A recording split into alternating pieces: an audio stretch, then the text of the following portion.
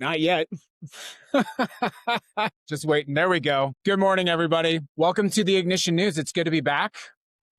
It's good to be live again. No promises. No promises today. I'm sorry.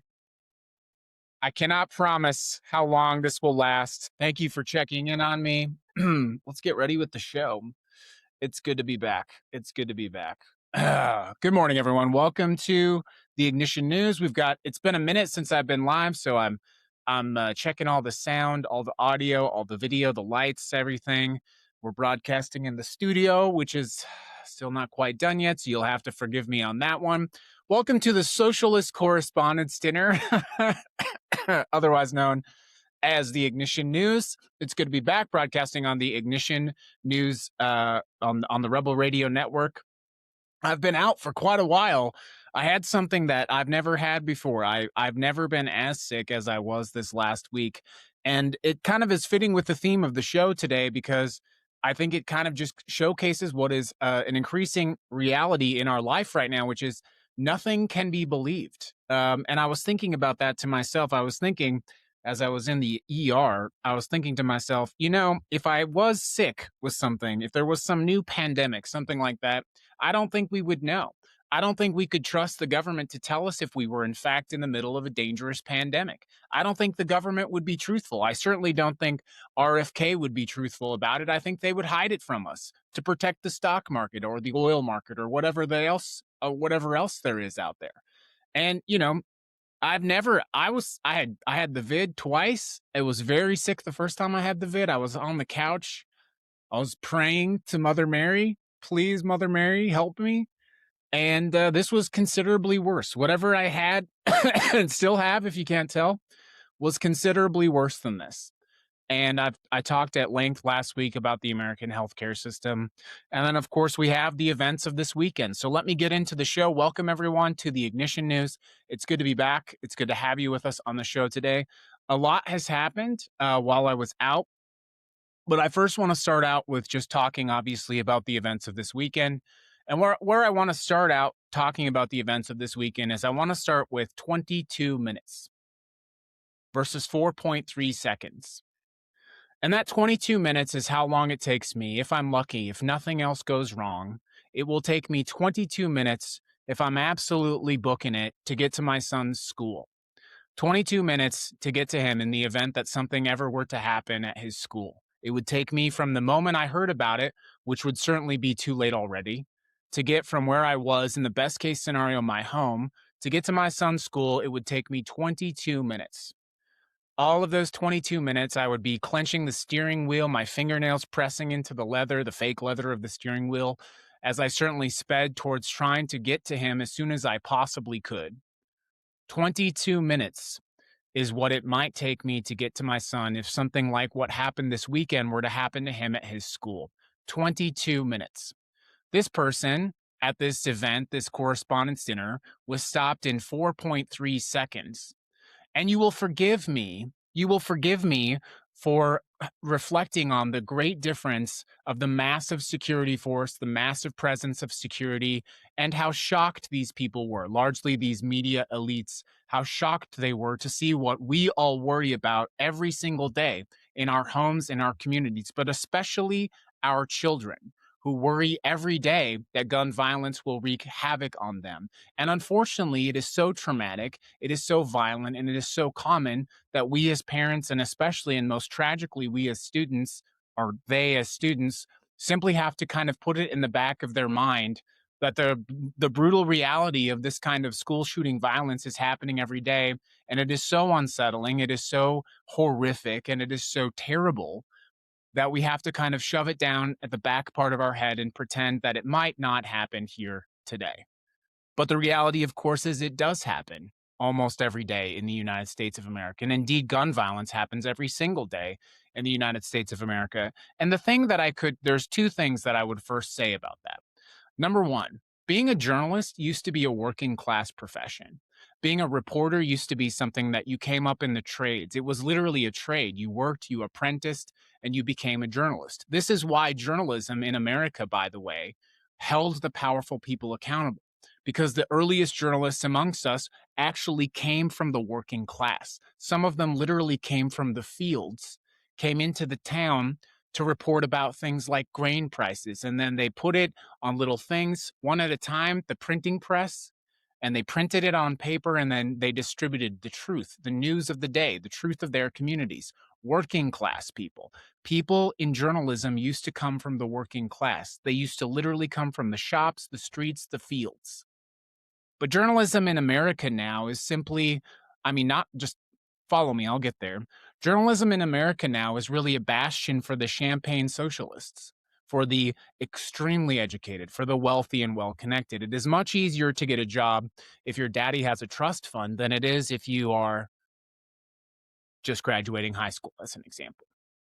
And what has happened as a result of this is they have sheltered themselves in an increasingly smaller bubble of the elite, as I said, the champagne socialist class, the trust fund babies, the extremely well-educated who have come into their opportunity because of their connections, most importantly, their family, most importantly, ease of access, while we all struggle. And so you will forgive me for reflecting on this weekend and the vast difference between what you all experience, what we all experience, the fear that I have dropping my son off at school, and this media who chose to dine with the president who has been attacking the First Amendment. But that is the point, isn't it? That is the point after all. The people at the White House Correspondents Dinner are not concerned about the First Amendment because they're not interested in reporting the truth.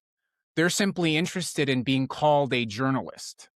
They are simply interested in the title of correspondent. They are simply interested in the title of reporter, the title, the byline in the New York Times, the byline in the Washington Post, the byline at Vox. They're not interested in take it back to what I talked about.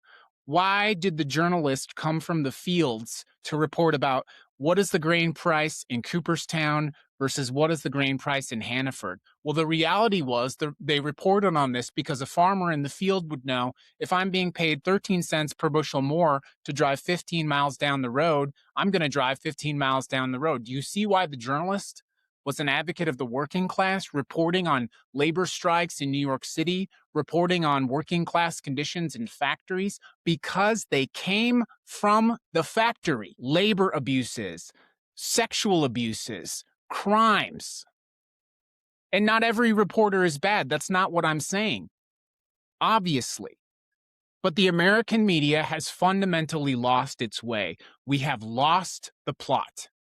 And the people who claim to be advocates of the First Amendment have actively participated in the active destruction of the First Amendment. And they have done so most perniciously because doing so granted them the access in that situation room, in that Correspondents' Dinner room, or in the White House press room, or in the Pentagon, or whatever that was. The American media in the last decade especially, but certainly in the last 30 years, has capitulated to the decline of this democracy, has capitulated to the rise of the billionaire class, and most perniciously has capitulated to the collapse of any normal democracy. And what has been laid bare for us now, of course, is the system of capitalism, the system of constant growth and demands, which is destroying and attacking everyone except the very few.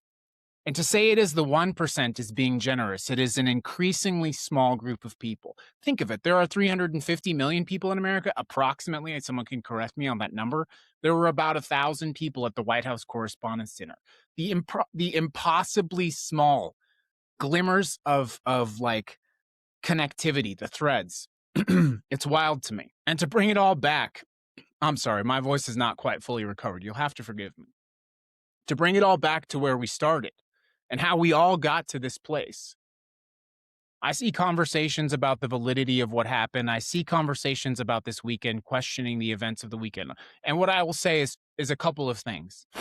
Number one, if we lived in a country that was free, where we had the right to free expression, where we had the right to ask questions of our government, where we were not controlled by billionaires, where we were not controlled by a captured government, then we would be able to say and ask the question and at least hold space to say, number one, can we allow ourselves to fully understand what happened? We live in an absence of reality now. And the last thing that I will say about what happened this weekend, before I get into more conversations for today,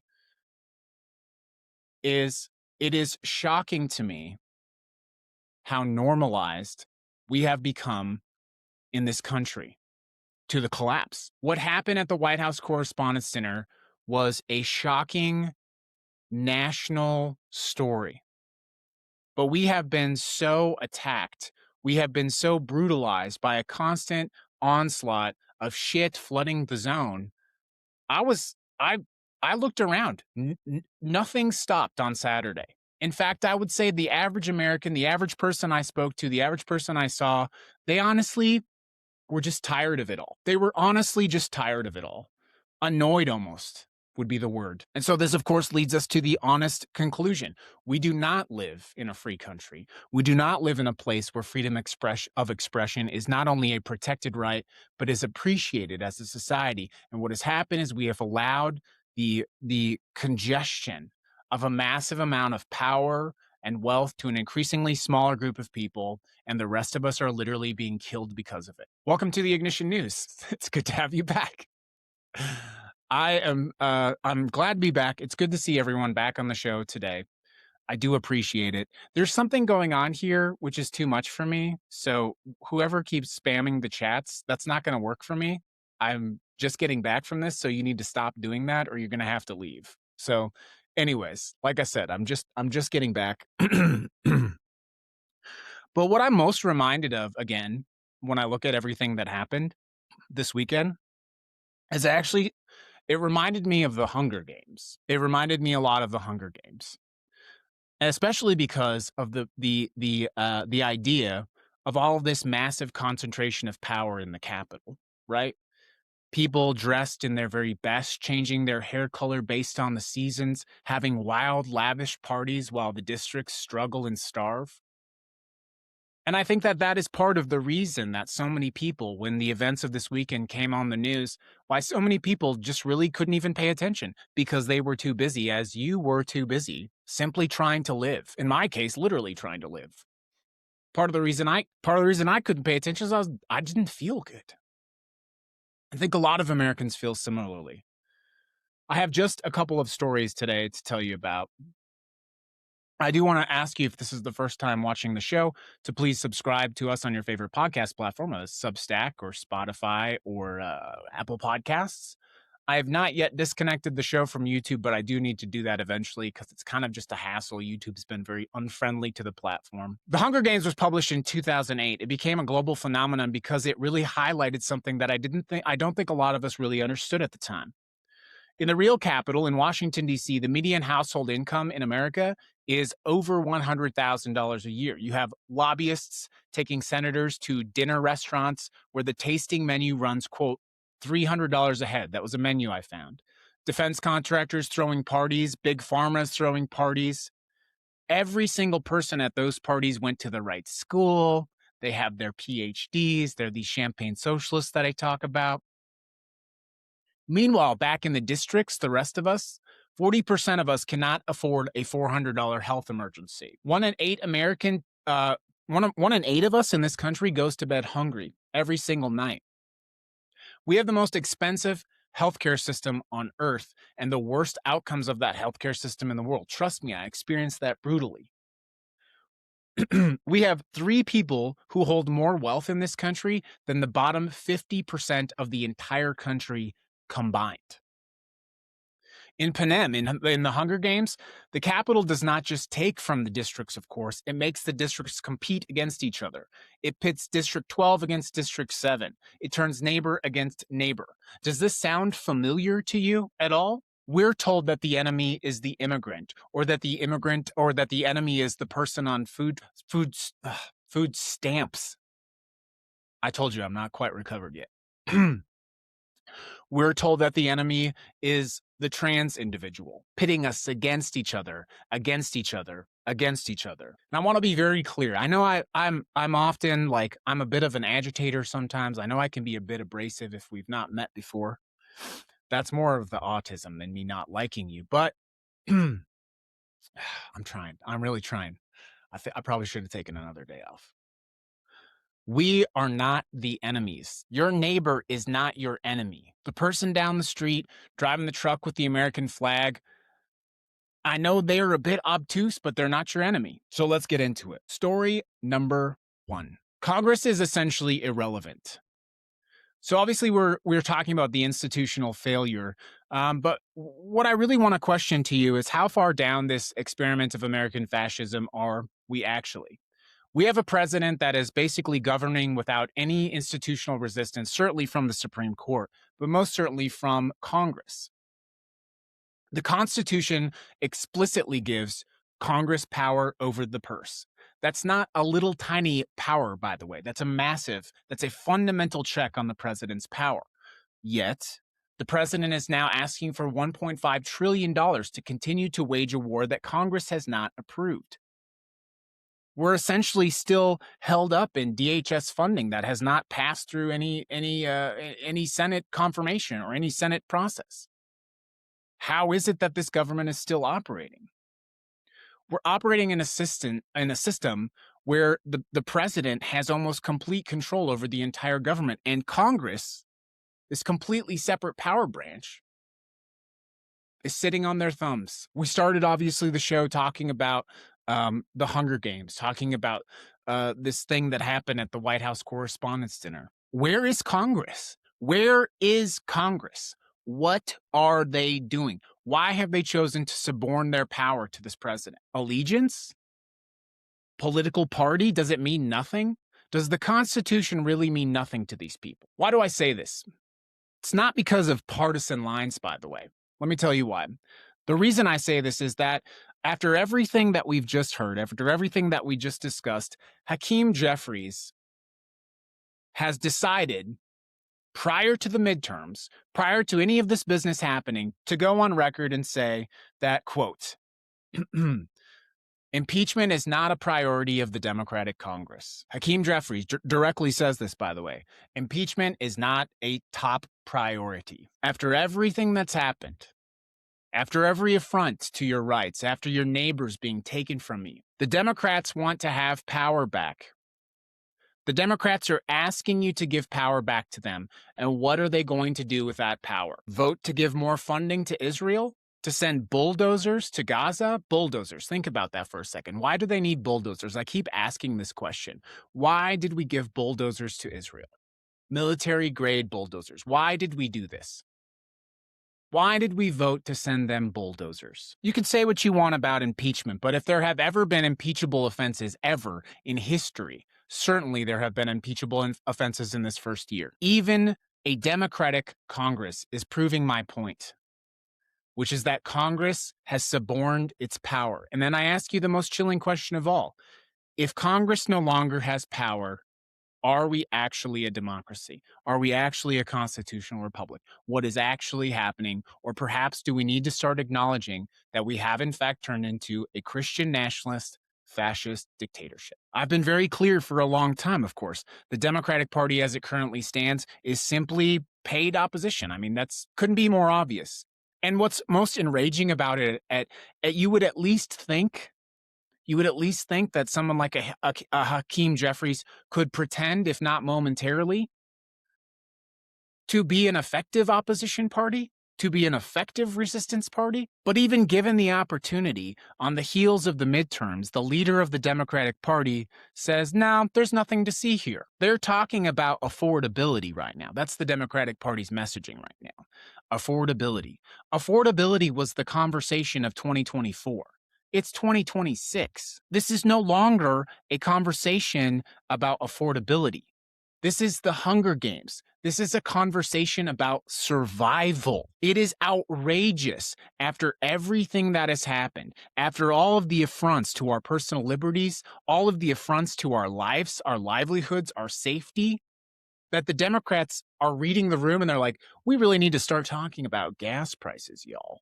We really need to start talking about grocery prices. That conversation was 2 years ago. I know people who have lost their homes in the last year. I know people who are on the verge of homelessness now. I know people who are racking up medical debt. I personally now just racked up a ton of medical debt for whatever the hell just happened to me. People, I think, the first time they see this show, they think, oh, you're anti, I don't even say his name. You're anti the president. Oh, so you're one of these liberals. Are you kidding me? I'm anti it all. This whole system is fucked. The work is now. It's in front of us. We're the districts. If you don't get that now, I don't know what else to tell you. I posted over on Threads this morning rather humorously. I was talking about Kara Swisher from Pivot with Scott Galloway. And I was like, Kara Swisher has made her entire career out of elevating these billionaires. She made them into rock stars. Steve Jobs, Elon Musk, Ellison, all these people. And people lost their fucking mind. These people are hounding me on Threads because I said Kara Swisher made these. She's not Lester Bangs, okay? She made an entire career out of elevating tech billionaires. Those tech billionaires are destroying our lives. She is not one of us. She's not. That doesn't mean you have to cancel her. That doesn't mean she's a terrible human being. That doesn't mean I wish ill on her or her family. Of course not. But don't come at me and act like this person is your friend. She turned Elon Musk into a celebrity, and look at all of the harm that he has done to you. And she got very wealthy doing it, by the way. And Mr. Scott Galloway himself responded to me. Scott Galloway, who chose to platform Ben Shapiro. Scott Galloway, I was somewhat optimistic for a very short period of time that perhaps, in spite of great evidence to the contrary, that he might actually be a positive example of capitalism. I guess I was wrong. That's because, of course, capitalism always chooses growth over humanity. Every single time. I do have to play one clip that I thought was pretty good. I can't be entirely critical of all journalists because there was something that happened in this interview with the president on 60 Minutes that I did think was pretty epic. So I'm just going to play the clip from Norah O'Donnell. Here we go. That was admittedly high quality journalism right there. That was actually an excellent putting someone into the corner. And I don't know. My point being, not every journalist is a coward. That was Norah O'Donnell. I actually think Norah O'Donnell's had a pretty good track record, but I just thought that was an incredible example of actual journalism. You think he was referring to you? It's good to be back, everybody. That's really it. This was more of like, what do they say? You never forget how to ride a bike. So today was just getting back into it. If I'm being really honest with you, I'm feeling very lightheaded doing the show today. I don't know if it's the lights. I'm just not totally recovered, to be super honest with you. And you could probably tell by the coughing and the voice. What I would close it out with is quite simple. We have to understand that we are not each other's enemies. It's getting more serious and more serious and more serious. The stakes of what is happening are getting more serious. What's happening with the conflict in Iran? These are moral crimes. They sit with all of us. If we tolerate it, it is a moral crime. The people in Lebanon are not our enemies. We are much closer to having everything taken away from us than many of you understand. AI, advanced automation with robotics, it's coming very quickly. And when you see this elite group gather in a room to celebrate really themselves, to pat themselves on the back for their quote unquote reporting, you have to ask yourself, who are these people and what interests do they actually represent? And so my challenge to myself is, we need to fundamentally rework, reshape, and restructure what accountability looks like, what reporting looks like, what journalism looks like. We have to actively abandon these billionaire systems, find ways out of this, and stop creating enemies where there are no enemies. It's good to be back. As a reminder, our show is recorded Monday, Wednesday, and Friday live on TikTok, YouTube, Substack, Instagram Live sometimes, although Instagram's terrible. You can find the show on your favorite podcasting platform, Spotify, Apple Podcasts. Our show is brought to you by Ignite, Fighting Fascism in the Age of Its Rise. A little special update coming on that very soon. It's good to be back. We'll see you live on Wednesday, recorded show on Tuesday. Good show, everybody. Whew.